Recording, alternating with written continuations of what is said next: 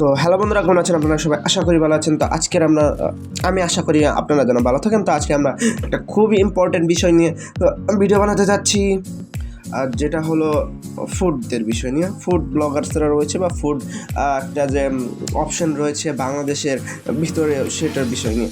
তো ভাই, আমার গলার কোনো চেঞ্জ হলে কোনো কিছু করার নাই। ঠান্ডা লাগছে, শীত পড়ছে, এখানে গলা ভেঙে গেছে। হ্যাঁ, গলা ভেঙে গেছে ভাই। যাই হোক, আমরা যদি ফুড নিয়ে কথা বলতে চাই, ফুডের উপর বেশি ধরতে গেলে ইন্ডিয়ার আর ভাই বাইরের দেশেরই বেশি চলে। আমি যদি ভালো ভালো ইউটিউবারদের ফুড ব্লগিংয়ের উপর নাম দেই, যে গর্ডন র্যামজি আছে, উনি তো একদম ওয়ার্ল্ড ক্লাস শেফ। তারপরে ফানি আছে হইলো আঙ্কেল রজার আছে, ওনার ভিডিও দেখা হয়। তারপরে আরও অনেক কিছু রয়েছে। এগুলোই তো চলতে আছে। আর ইউটিউবে যারা ফুড প্রিয় মানুষ যা আছে বা খাবার প্রিয় মানুষ যা আছে, সবাই বেশিরভাগ ইন্ডিয়ার যে শর্টসগুলো ওগুলোই দেখে, নাহলে অন্যগুলো দেখে ভাই। ইন্ডিয়ার শর্টসই তো দেখে। আর যদি বাংলা কোনো শর্টস থাকে তাহলে ওটা বাইবে নিবেন, ওটা কলকাতার। ভাই ওটা কলকাতার। যাই হোক, তো এই দিকে যদি ইউটিউবে কেউ যদি ভিডিও ছাড়তে চায়, তাহলে ভাই বাংলাদেশের দিকে মানুষদের একটা খুব ভালো রেসপন্স পাওয়া যাবে আমার মনে হয়। পাওয়া যাবে কেউ যদি ভাই কষ্ট করে, মানে পরিশ্রম করে। ভাই ইউটিউবে পরিশ্রম করলে তো একসময় সফলতা অর্জন হয়।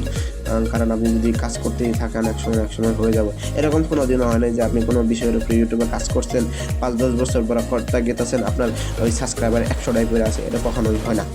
তো যাই হোক, আমার মনে হয় যে একটা ভালো একটা রেসপন্স আসতে পারে যদি ইউটিউবের উপরে কেউ যদি ওরকম সাকসেসফুল দেয়। আমি যদি অনেক বিষয় দেখি ফানির দিক দিয়ে ইউটিউবে, মানে ফুডদের যে ফানি ব্লগার রয়েছে, একটা বাইয়াশি টিভি রয়েছে, ও তো ভাই সব ফ্রাই করেই খেলা। বাইয়াশি টিভি, কেউ যদি না জেনে থাকেন তাহলে আপনি ইউটিউবে সার্চে দেখতে পারেন। ওর ভিডিওগুলো ভালো হয়। তার লায়ন ফিল্ড নামে কি ইটালিয়ান দুইজন রয়েছে, ওরাও অনেক ফেমাস। এরা দুইজন তো ইউটিউবে ফুড বানাইতে আমি দেখি নেই, ওরা ফুড শেফ কিনা আমি ওটা জানি না, কিন্তু ওরা অনেক ইটালিয়ান ফুডদের সম্পর্কে অনেক কিছু জানে, আর ওটার উপরে বিষয়ে একটা করে অনেক ভালো একটা মজার জিনিস বাই করছে।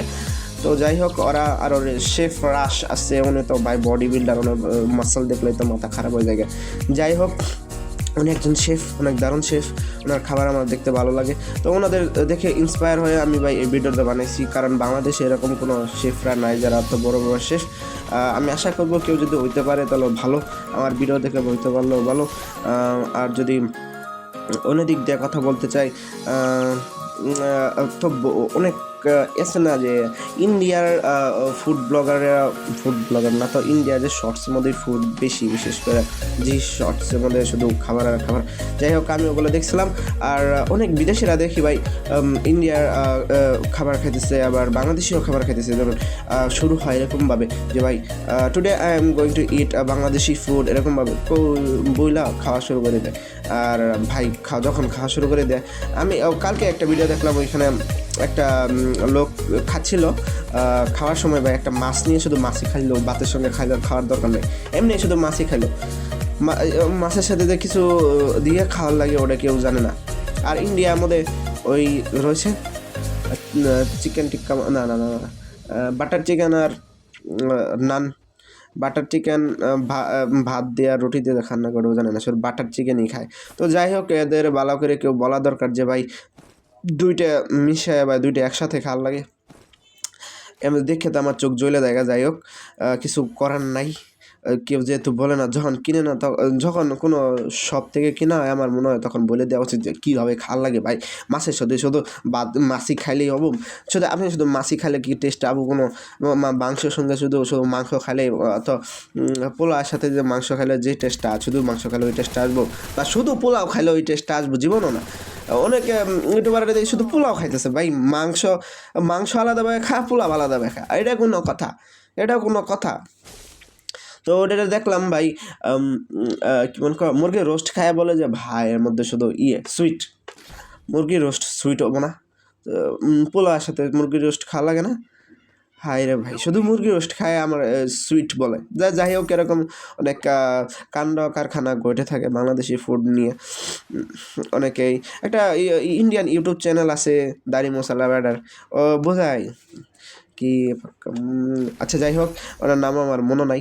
তো এটাই ছিল আমাদের বিষয়। আর যদি ইউটিউবের আমি শেষ কথা বলতে চাই, যদি আপনারা অনেক ইনফরমেশন নিতে পারেন ইউটিউব ব্লগার, ফুড ব্লগাররা যে রয়েছে অন্য সব দেশের বা নিজের দেশের বা ইন্ডিয়ার বা অন্য কোনো দেশের ফুড ব্লগাররা রয়েছে, ওদের কাছ থেকে আপনারাও শিখতে পারেন, বা আপনার কাছে কোনো যদি ইউনিক আইডিয়া থাকে এটাও ভালো।